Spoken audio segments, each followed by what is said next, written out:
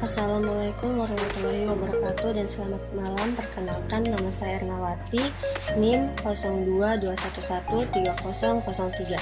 Di sini saya akan menjelaskan apa itu metabolisme lemak. Seperti yang kita ketahui, lipid memegang peranan penting dalam penyediaan energi yang dibutuhkan oleh manusia maupun hewan.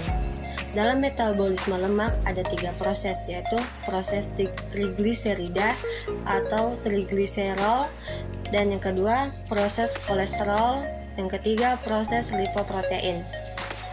Proses pertama yaitu trigliserida. Dalam trigliserida akan dipecah menjadi 2, yaitu gliserol dan asam lemak. Dalam gliserol sebagai hasil hidrolisis lipid atau trigliserida dapat menjadi sumber energi. Gliserol ini selanjutnya masuk ke dalam jalur metabolisme karbohidrat, yang itu glikolisis. Pada tahap awal, gliserol mendapat 1 gugus fosfat dari ATP membentuk gliserol 3-fosfat. Selanjutnya senyawa ini akan masuk ke rantai respirasi yang membentuk hidroksi aseton fosfat, suatu produk antara jalur glikolisis. Sedangkan dalam asam lemak, untuk memperoleh energi, asam lemak dapat dioksidasi dalam proses yang dinamakan oksidasi beta. Sebelum dikatabolisir dalam oksidasi beta, asam lemak harus diaktifkan terlebih dahulu menjadi asil CoA. Dengan adanya ATP dan koenzim A, asam lemak diaktifkan dengan dikatalisir oleh enzim asil CoA, yaitu tiokinase.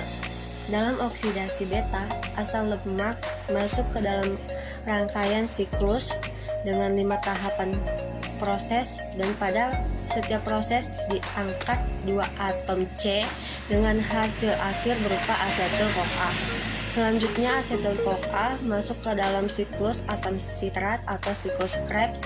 Dalam proses oksidasi ini, karbon beta asam lemak dioksidasi menjadi keton. Yang kedua yaitu proses kolesterol.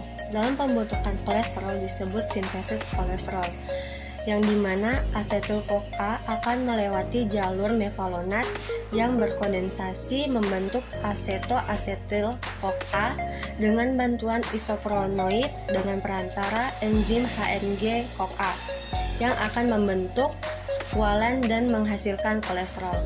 Dalam kolesterol juga dapat diperoleh dari makanan, yaitu ada 2 jalur eksogen dan jalur endogen.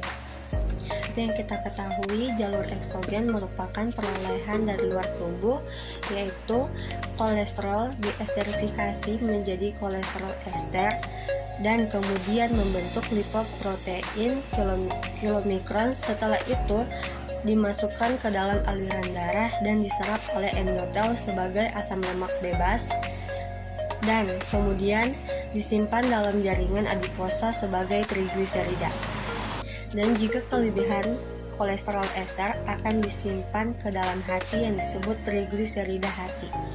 Sedangkan dalam jalur endogen merupakan proses yang sudah dari dalam tubuh, tepatnya di hati.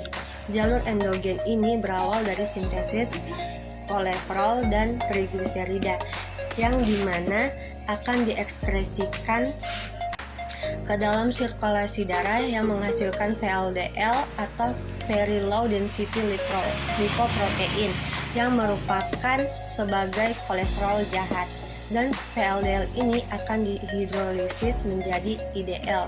IDL sebagian akan kembali ke hati dan sebagiannya akan dihidrolisis menjadi LDL.